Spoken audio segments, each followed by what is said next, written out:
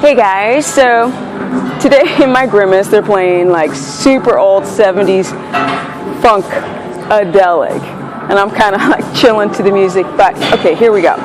So today I'm going to talk to you guys about something that to me is the most important thing out of anything I could ever talk about, and that is epi-friggin-genetics. I don't mean epigenetics, I mean epi-friggin-genetics. The more I read, the more excited I get. It helps me understand why myself, at the age of 47, I just keep getting stronger and younger. Why? So it's about, if you actually think about the different generations. So I'm 47, so someone who's 27 may not be going through the same gene expression therapy with, let's say, my grandparents' time. So my grandmother now, she's not alive, but she'd probably be around 100. So when she was growing up, they went through sort of famine, bouts of famine and less food at times.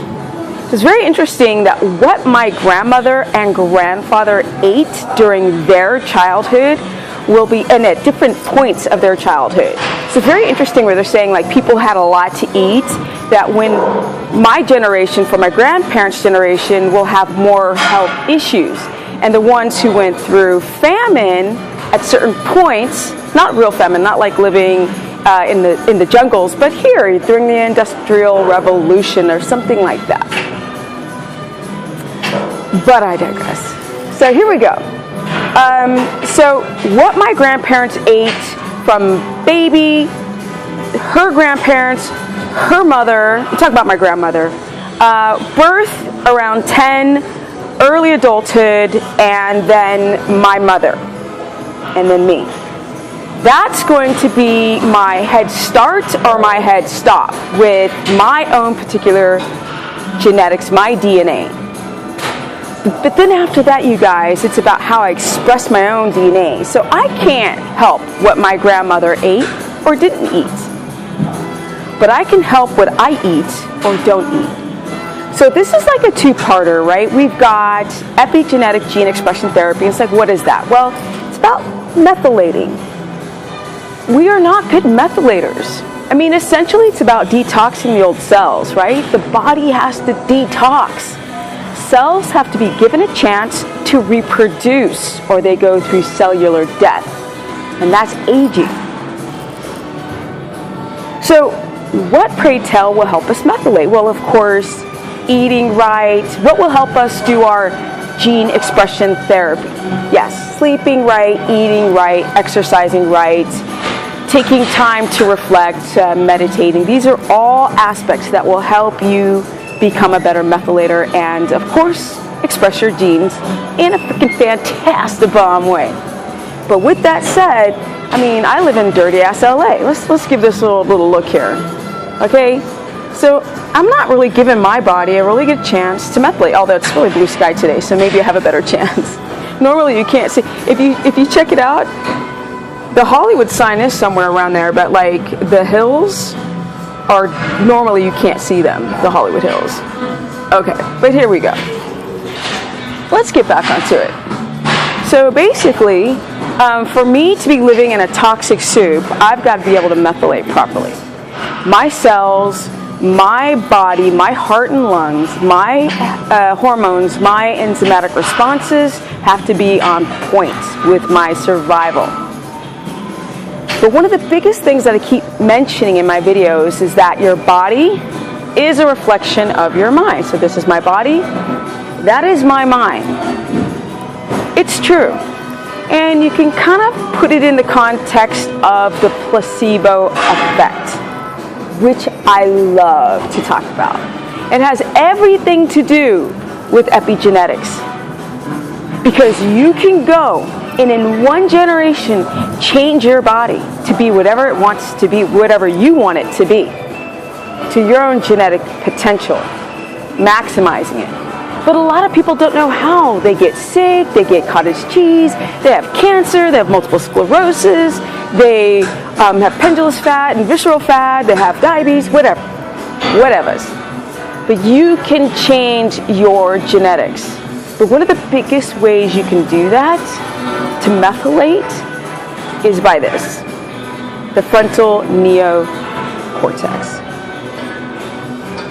I really believe that the reason why I have this body isn't because I just stuck my macros in the right order and went to the gym for 3 hours. No, it's about this. Because I believe that I will achieve the body that I want, no matter what. Because I talk to people every freaking day, and all I hear is, I'm stumped, I'm upset, I'm not getting the responses. I've been dieting my whole life. I don't have any energy. I have thyroid disorder. I have all these issues. Me, I go through something difficult, it's silent. I'm not verbalizing every second what I don't like. I just go into that meditative repair mode. Time to heal and fix the body. That's all that matters. And it's the only language I know how. So, along with you guys trying to do the ketogenic diet, after talking to almost 500 people now on my consultations, I'm realizing what I said 5-6 months ago. Your body is a reflection of your mind, your personality. And if you believe that you can have the body that you want, you will. But a lot of you guys, you really don't believe it. You don't give yourself any positive affirmations. And I don't mean those cheesy, typical things where you stand in the mirror and go, I'm great. No. I walk down the street listening to Bad to the Bone by George Thorogood in my head, and that's my theme song when I'm going through something difficult. Bad, I'm bad to the bone. That's what I have going on inside my head, because I just got to keep moving on. I mean, I don't have time to get sick. I mean, I don't have time to get tired, and I don't have time to age. I've just got time to get up and keep going. That's the only language I've ever known. And this is the reason why I became a professional skateboarder. The first African-American professional skateboarder in the history of the sport. And I didn't even know it. I had no clue. There was no one that looked like me, and it was incredibly difficult. And some of the guys were a-holes. Some of the guys were amazing, but when I started skateboarding in the 80s, in 1984, no, they weren't with it. They weren't with competing with girls because there was no female division. So the only language I know is to survive. And that's the placebo effect.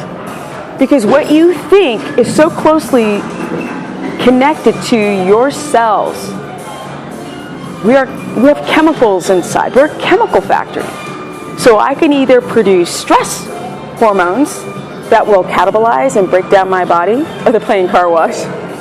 For you guys in my age group, you know the car wash. You've got to hear it. It's hilarious.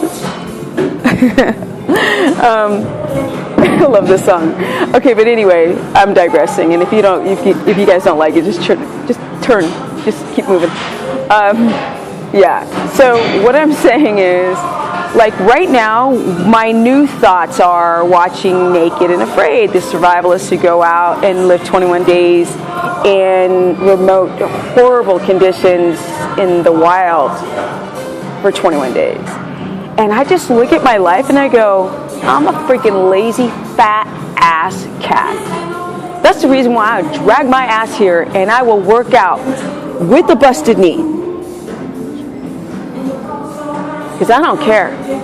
When my quads, my hamstrings, and my glutes started to drop, I was like, glute kickbacks all day long.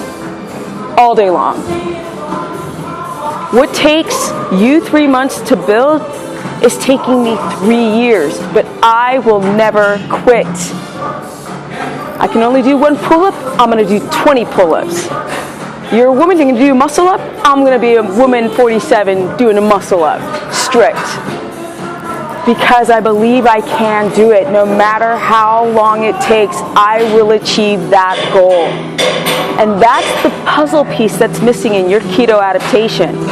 Because you guys want the bodies that you want right here, right now, and then when you don't get it according to your keto calculators and your freaking MyFitnessPal or the scale, you freak out. I can't do this. Keto isn't for everyone. Baloney, it's not for everyone. It's not for people who are strong enough to stay convicted to get in control their blood glucose. Because a lot of you guys are diabetic, you have high blood pressure, you have polycystic ovarian syndrome. I keep mentioning these typical things. You have a leaky gut, your sleep is shite, your adrenals are shot, your hormones are out of whack, your reproductive system's out of whack, and men, you're starting to look like women. Like I've said before, I'm not getting on anyone's case. I'm just trying to teach people that the placebo effect works. Yeah, they were giving certain cancer patients, scientists, the placebo pill, saying that they were getting chemo, but they didn't. They started to lose their hair because they had this thought that the chemo was, because they've been taught that chemo makes you lose your hair. That's how closely connected your mind is to your body. It is incredible. If you're unhappy about your life and about your body is going to suffer. That's why you're not methylating. I don't care if you do the vegan diet or the freaking fruity diet or the freaking juice or whatever you think you're trying to do, or the keto, whatever. But if you can't get yourself and your identity in order, if you can't look in the mirror and love who you see, it doesn't matter what diet you're on. You go on the HCG, rebound effect, you gain the weight back. Guys that keep coming up with this carb backloading and carb night and all this shite, and they're having a rebound effect of their hormones and the weight and the food addiction start going crazy. Stop being in a hurry to have this life that you want, the achievable body. I've said before, I live in a city where people drive in $1 million cars. They're not wealthy, they're sick. You don't got anything unless you have your health and your mind. That's it, it's your mind. That's the placebo effect. And that's how you methylate. And that's how you do epigenetic gene expression therapy. Yeah, I'm 47. And in less than 3 years, I'm going to be 50. And I'm going to look the same. And I'm going to be stronger. Because I just gained 15 pounds of muscle in a year and a half. And I'm still shredded. I'm just in awe. I'm stoked that I get a chance to go and practice this on myself and tell you guys. It's just unreal when you start to feel good about yourself. It's unfathomable. Okay guys, if you want to learn more on how to methylate, how to detox, how to have strong cells that have a sister and daughter generation, to not have your body control your mind because it's addicted to stress, then go to stephanieperson.com, and I promise I don't sell cars on my website. Or you can go to Stephanie Ketogenic, Instagram me, or you could go to Stephanie the Business Person on my Facebook fan page. I am going to go down that hole, and I'm going to read as much about methylation and methylating and the placebo effect and changing your genetics in one lifetime, because everybody can do that. Peace out.